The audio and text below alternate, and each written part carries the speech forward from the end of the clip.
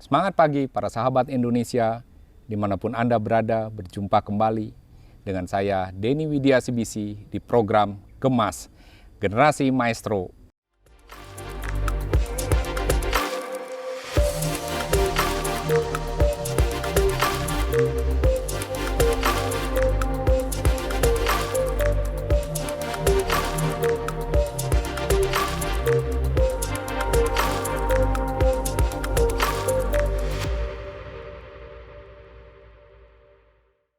Saat ini saya berada di kota hujan, kota Bogor, kota yang sangat sejuk, penuh dengan pepohonan, rindang, berwarna hijau. Saat ini saya ditemani seorang maestro di bidang olahraga bernama Kang Tutas Turisna. Halo Kang. Halo. Selamat ini bertemu kita ngobrol-ngobrol. Terima kasih. Ya para sahabat, Kang Tutas ini seorang expert, seorang maestro di bidang olahraga. Kesarjanaannya pun di bidang olahraga. Ya, saya akan mengajak ngobrol Kang Tutas tentang dunia olahraga, tentang perjalanan hidupnya di dunia olahraga. Kang Tutas, yang pertama nih, makna sukses apa sih menurut Kang Tutas? Sukses menurut saya adalah suatu akumulatif dari perjalanan yang panjang, dari suatu jeripayah pengorbanan, di mana itu dalam bidang masing-masing, apapun itu, baik di sports ataupun dia dalam bidang kehidupan lainnya, suatu perjalanan yang sangat panjang di mana jatuh bangun hingga kita mencapai suatu titik maksimal tertentu, itu menurut saya adalah suatu kesuksesan. Iya. Perjalanan hidupnya Perjalanan lagi ya, prosesnya hidup. Pak ya. Itu adalah suatu proses. Ya, lebih suksesnya lebih ke prosesnya menurut Kang Tutas. Betul.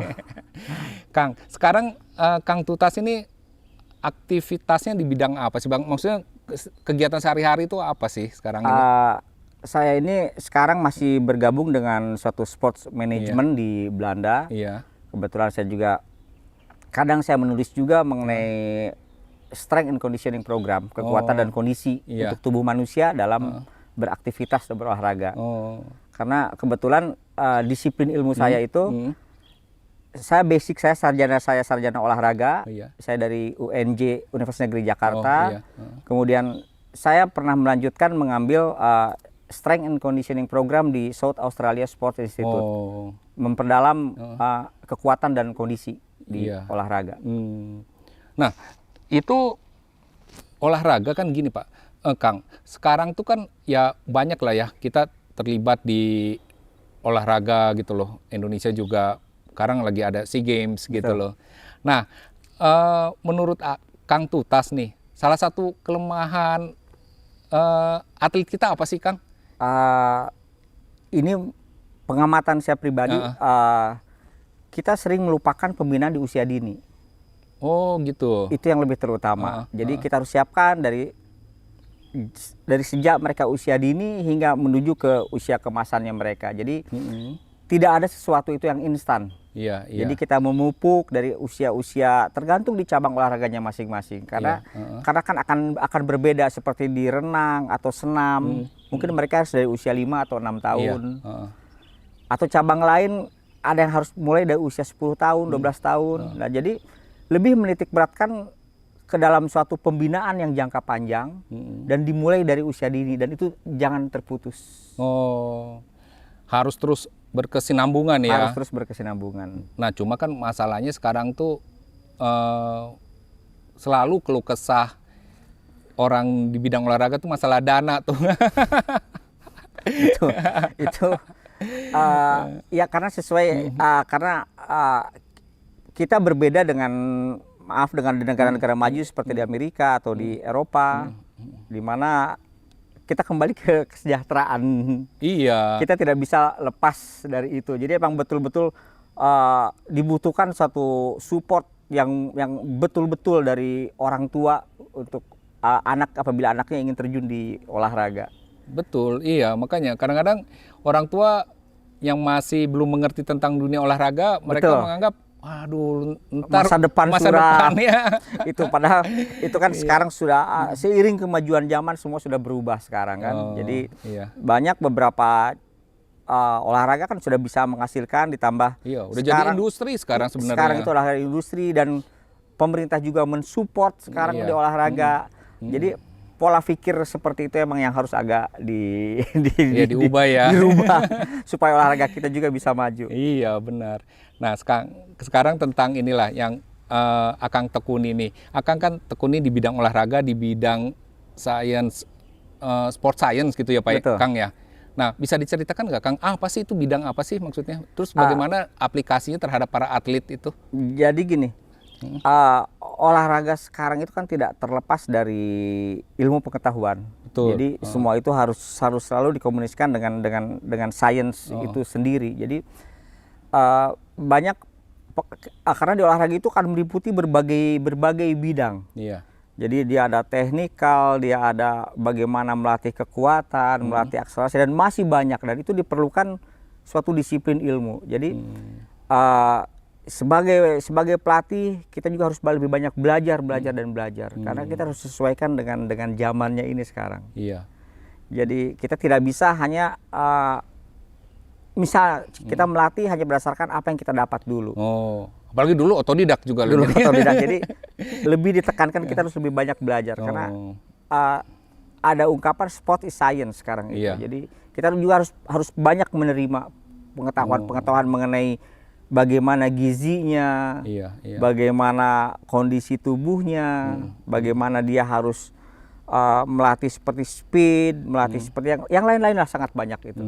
Jadi memang sangat diperlukan hal-hal yang berhubungan dengan ilmu pengetahuan di olahraga ini. Nah, menurut Kang Tutas, penerapan di Indonesia udah seberapa jauh ya? Sudah seberapa besar nih Pak? Apakah sudah mulai diterapkan atau baru wacana, Kang? Saya lihat di Indonesia sudah mulai dari era 90-an ke sini sudah mulai, hanya nanti mungkin tinggal pengaplikasiannya dan kita lihat hasilnya. Iya. Itu aja, tapi daripada kita tidak melakukan sama sekali. Itu harus, karena kita juga jangan sampai kita tertinggal oleh negara-negara lain di mana mereka sudah menerapkan sport science ini. Iya. Kayak Cina sekarang tuh ya. Betul. Udah kalau Olimpiade udah hampir juara umum, udah membayangi Amerika. Betul.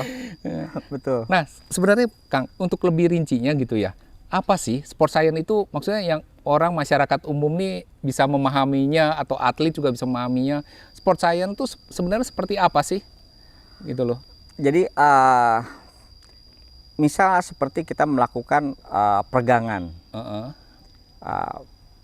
Peregangan itu kadang mereka melakukan, misalnya harus meregangkan tangan, mereka hanya melakukan peregangan tangan, hanya biasa, tidak harus full. Nah ini kenapa?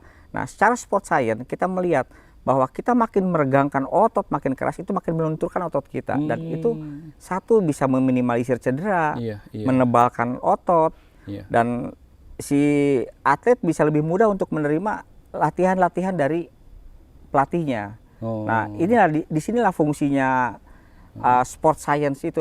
Ini hanya salah satu contoh kecil. Jadi ada suatu penerapan bahwa misalnya peregangan ini dilihat dari secara ilmu ketahuannya menghasilkan apa, tujuannya apa. Nah itu akhirnya dikombin. Jadi si pelatih itu tidak hanya asal yang ngasih peregangan seperti ini, tapi tujuannya untuk otot apa, fungsinya untuk apa, harus nantinya mengerti ya, harus pelatihnya mengerti. Nah itu kan diperlukan suatu pengetahuan di sini. Jadi sekarang ini ya kita harus banyak belajar itu aja mengenai kedisiplinan ilmu-ilmu olahraga. Iya. Nah, kalau Kang Tuta sendiri menerapkan sport science ini dalam bidang apa, Pak? Kang, olahraga apa nih? Kebetulan saya juga membina dojo karate. Jadi saya lebih banyak menerapkan ke anak-anak di dojo saya, dan kebetulan saya juga bergabung dalam suatu tim adventure. Jadi kita banyak menerapkan mengenai kekuatan dan peningkatan kondisi. Seperti itu. Iya. Nah, nanti kita cerita nih adventure-nya apa aja nih. Nah, Kang Tutas, kalau selama ini ya, Kang Tutas tuh maksudnya masih berdinas atau sudah punya bisnis atau apa, Kang? Untuk ini, apakah punya bisnis ini sport science nih?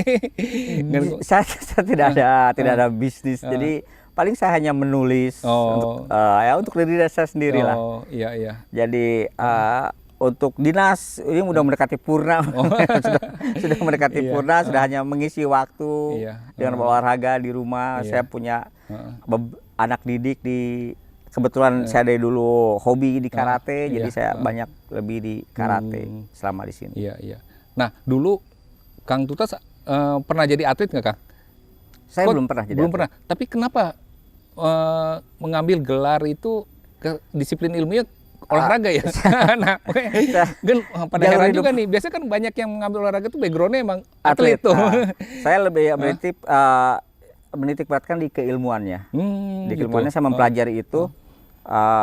Terus saya sempat bergabung di tim nasional balap sepeda Indonesia. Saya memegang dari saat saya pernah menjadi terapis, kemudian pernah jadi pelatih fisik. Kemudian saya pernah membuat tim profesional balap sepeda Wismilak waktu itu. Wismilak ya. Itu kebetulan saya pendirinya. Sampai menjadi tim profesional pertama di Asia di divisi 2 waktu itu. Terkenal kan Wismilak itu ya? Itu kebetulan saya pendirinya. Pendirinya. Kami disupport oleh perusahaan itu. Ya, Wismilak kan? Iya. Ya. Luar biasa nih. Nah, selama ini Kang menjalani aktivitas sehari-hari ya Kang ya, apa sih yang Kang Tutas ini merasakan ada satu kebanggaan dalam kehidupan ini ketika pernah nggak Kang mengalami peristiwa yang Kang Tutas ingat, yang merasa wah saya rasanya selalu kejadian yang saya terus ingat nih yang kalau itu karena saya sekarang lebih easy life lah, saya lebih banyak menikmati hidup ini gitu kan. Kalau banyak peristiwa-peristiwa mungkin ada beberapa gitu kan, hanya dan saya juga tidak terlalu banyak untuk mengingat. Saya hanya ingin salah satunya saya ini dibesarkan dalam suatu tim. Dari dulu selalu berada dalam suatu tim. Saya hanya yang mengingat kebersamaan dan kekompakan dari tim itu aja. Tim apa pribadi. Pak? Saya di tim balap sepeda itu, tim pro, itu. kemudian saya di tim adventure. Jadi saya lebih mengingat kebersamaan, kekompakan, setia kawan seperti itu. Karena ini ya pengalaman hidupnya. Betul, karena selama pengalaman ini hidup. Selalu. Nah, Kang mengenai adventure nih ya. Apa sih Kang adventure-nya nih? Jadi hebat juga nih kelihatannya nih. Adventure itu kebetulan saya bergabung dalam suatu manajemen di mana terdiri ada beberapa sponsor. Iya. Dan kami kadang melakukan kegiatan seperti diving, kemudian pendakian gunung-gunung salju. Jadi ada beberapa ekspedisi yang pernah kami jalani dengan teman-teman. Luar biasa. Itu benar-benar olahraga adventure yang memerlukan fisik prima tuh ya. Betul, betul. Wah, tapi karena Kang Tutas backgroundnya di olahraga udah mempersiapkan diri lah tentunya ya. Itu pasti harus ya. selalu mempersiapkan diri untuk itu. Ya nanti kita cerita nih Kang tentang apa diving di mana aja, mendaki di mana aja. Nah Kang Tutas kan tadi cerita tentang adventure ke mendaki dan diving. Nah bisa ceritakan nggak Kang sudah diving di mana aja nih? Di Indonesia Timur kan kita bagus-bagus tuh ya tempat diving ya. Indonesia terkenal dengan keindahan alam, pesona bawah air, pesona di darat juga. Nah, jadi untuk Indonesia Timur memang untuk tempat diving bagus, sangat bagus. Dan saya beberapa kali di bagian Indonesia Timur, kemudian di Kalimantan Utara, saya di Filipina saya pernah, kemudian di Maldives saya juga pernah. Jadi betul-betul menikmati keindahan bawah air aja itu. Apa Kang yang dirasakan ketika berada di bawah air itu Kang? Fresh gitu ya? Segar, serasa di dunia lain. Nah diving itu biasa berapa meter Kang dari permukaan? 25 meter? Bisa. Pakai tabung? Semua pakai tabung. Nah tempat-tempat diving itu ya Kang ya, apakah Kang Tutas tuh pernah misalnya pergi 2 kali atau 3 kali ke tempat yang sama nggak? Seperti di Derawan diving bagus, berkali-kali gitu bisa berkali-kali di sana karena yang sangat indah. Nah itu sampai berkali-kali itu masih tetap indah gitu ya?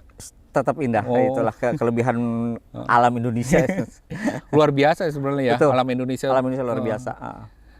Nah Kang, untuk yang mendaki gunung nih, udah ke gunung mana aja nih Kang? Mendaki gunung saya ada beberapa gunung. Saya Kilimanjaro pernah di Afrika, kemudian Annapurna di Nepal. Nepal ya. Jadi saya lebih banyak membantu mempersiapkan pendaki-pendaki untuk peningkatan kekuatan dan kondisinya.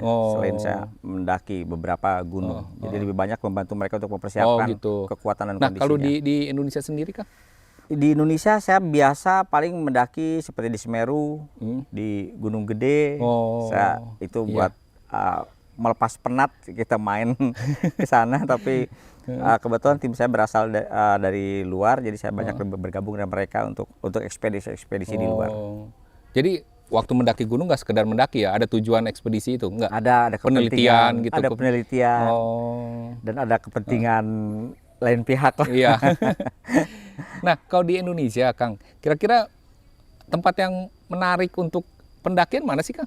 Banyak ya? Itu banyak. Ada Gunung Rinjani, ada Gunung Semeru, Gunung Gede, Gunung Cermai. Sangat-sangat banyak di Indonesia ini.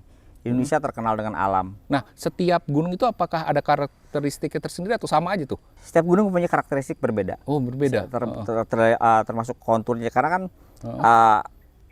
akan berbeda pendakian gunung-gunung biasa seperti Pulau Jawa dengan pendakian gunung es, di mana di Jawa itu berkisar antara di 3.000 meter, sementara gunung es itu sudah up 4.000, 5.000 ke atas. Itu udah pasti ada es tuh ya, kalau 4.000. Sudah pasti harus ada es, persiapan kondisi fisik juga harus lebih matang. Iya. Persiapan oksigen, sangat-sangat banyak kebutuhan yang akan harus dilakukan. Itu aja. Iya. Nah, Kang, dalam menjalani adventure ini, mendaki atau diving gitu loh, ada nggak sih pembelajaran yang Kang Tutas dapatkan dari proses ini gitu loh dalam hidup? Pembelajaran dalam hidup ya, saya lihat lebih banyak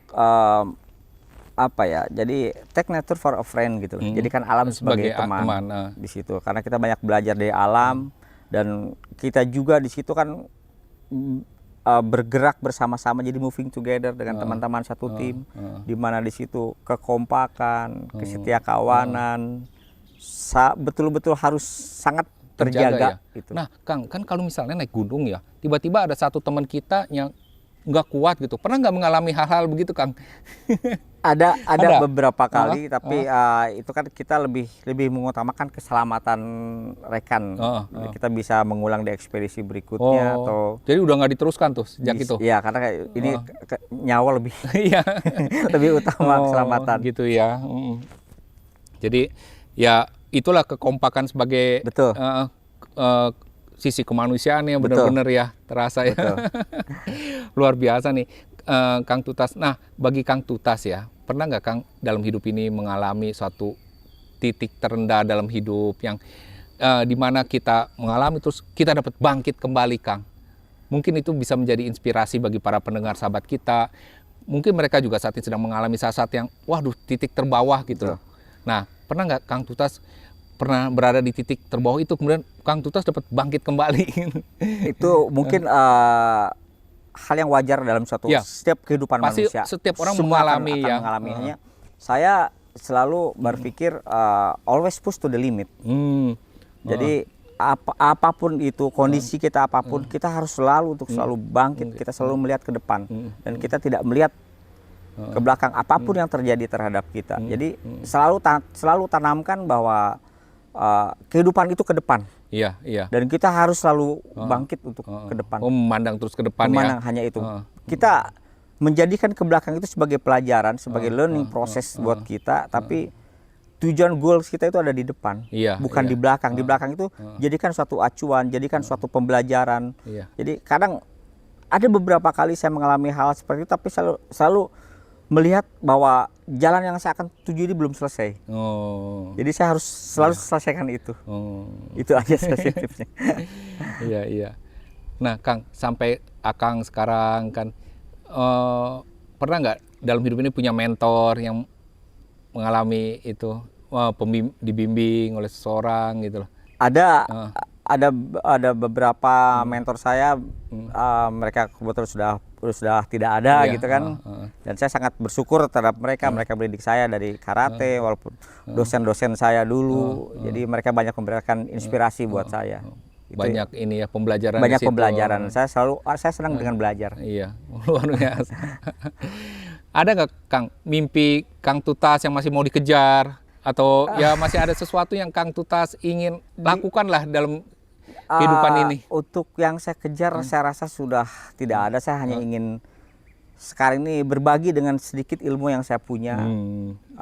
Saya berbagi kemampuan yang saya punya. Jadi untuk tujuan apa yang harus saya kejar, saya rasa sudah terlalu absurd gitu. Saya nggak terlalu ini. Karena seperti yang saya bilang, saya hanya sekarang ini saya hanya ingin easy life aja. Menikmati hidup ini. Menikmati seperti itu dan sedikit berbagilah apa sedikit yang saya punya ini kita sama-sama gitu. Kita ilmu kita mulai bagikan. Hanya seperti itu aja tujuan saya. Kang, ada hobi nggak Kang Tutas nih selain yang tadi tuh adventure jalan-jalan atau punya hobi lain nggak Kang? Hobi saya traveling. Traveling. Itu saya jadi saya senang pergi ke kota-kota kemana. Rutin tuh Kang? Rutin sebulan sekali saya berkeliling aja lah itu traveling. Jadi kita mengenal orang. Jadi tidak stagnan lah jadinya kita lebih mengenal. Jadi menikmati minum kopi pagi di kota lain seperti itu.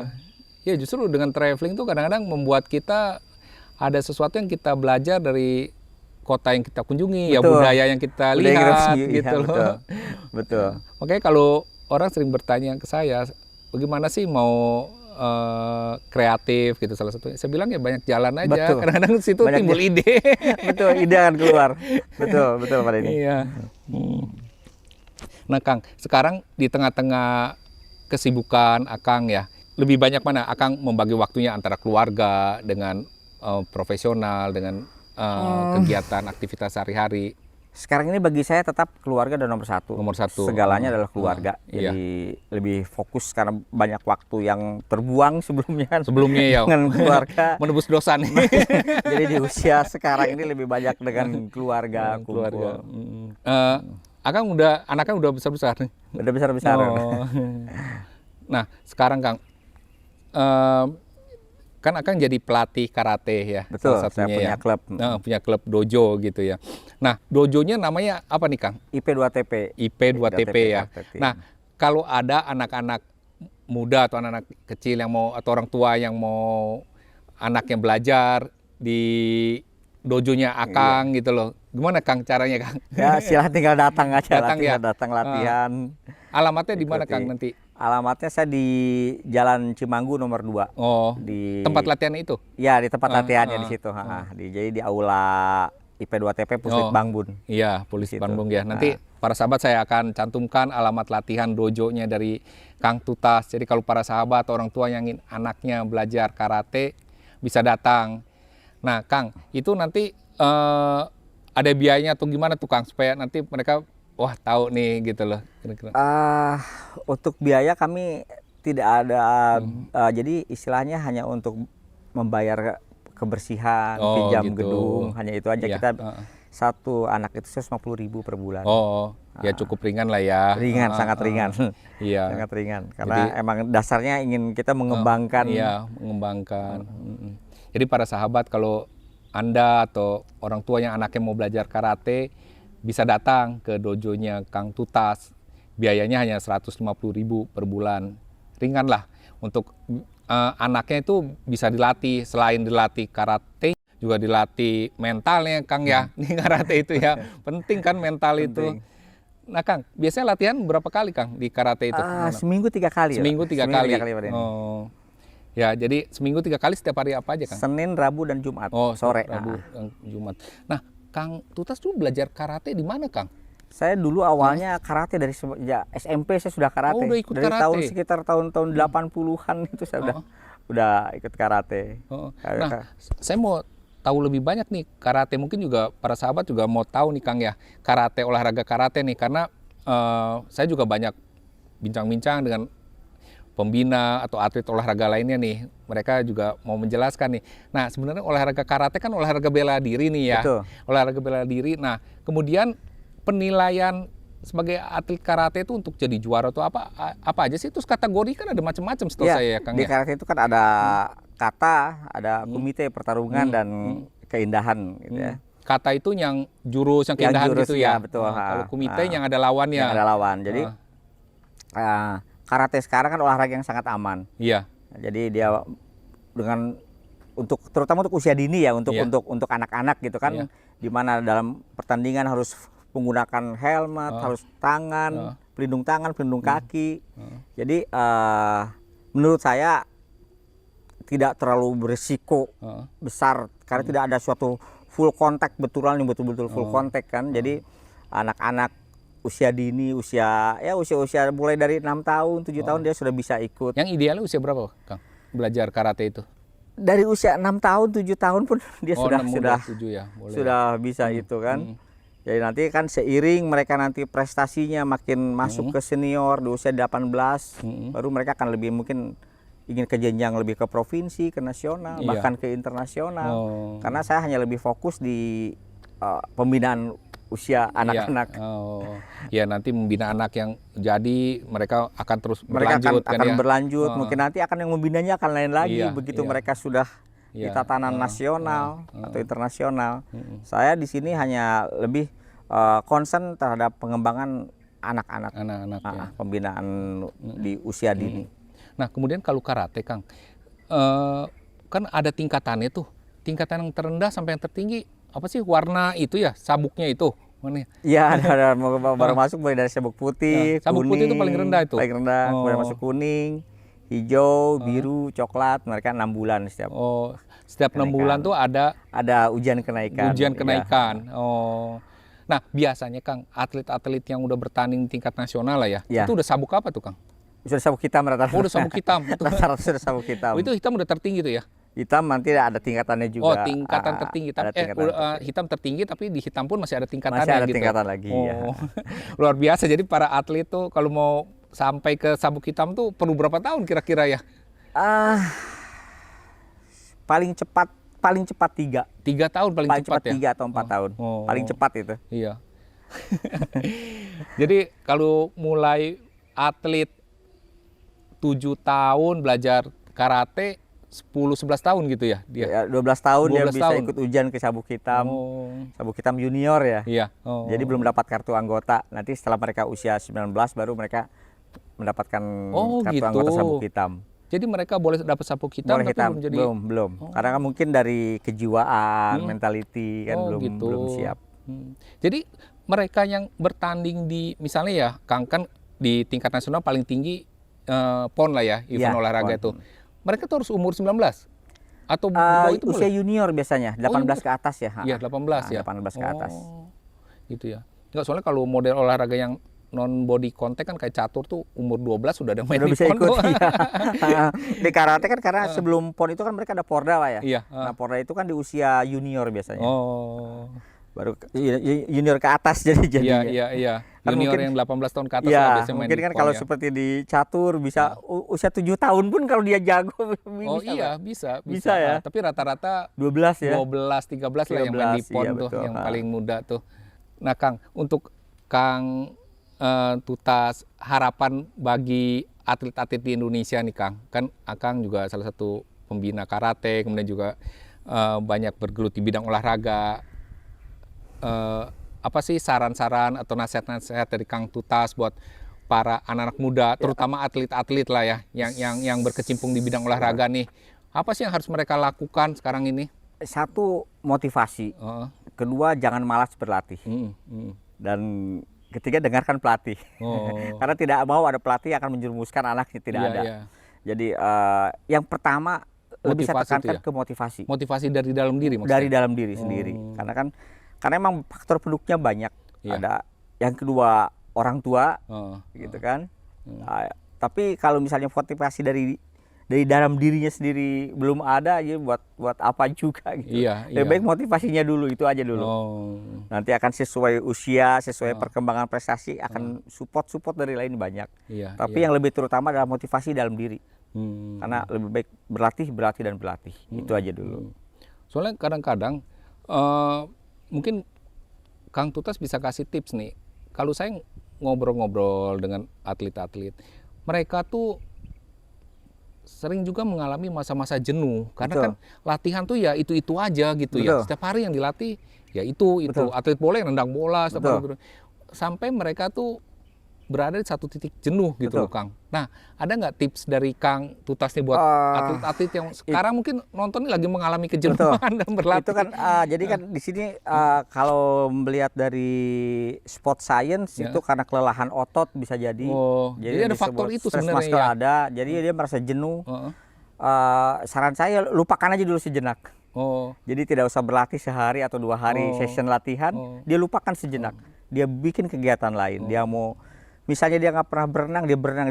Dia senangnya nge-mall, silahkan ke mall. Jadi lupakan sejenak. Jadi malah harus kita relax dulu sebentar ya. Enggak, kadang-kadang orang tua atau pelatih, wah paksa terus kan. Nah, itulah yang harus. Disinilah kita juga harus banyak belajar sebagai pelatih. Karena kan faktor kejenuhan itu kan karena si ototnya sudah tidak bisa menerima karena dia berlatih keras terus-terusan. Makanya disebut stress muscle di situ kan.